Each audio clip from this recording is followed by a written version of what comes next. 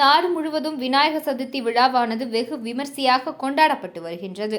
இந்நிலையில் ஸ்ரீ விளையாட்டு விநாயகர் குழு சார்பாக விநாயகர் சதுர்த்தி விழா வெகு விமர்சையாக கொண்டாடப்படுகிறது.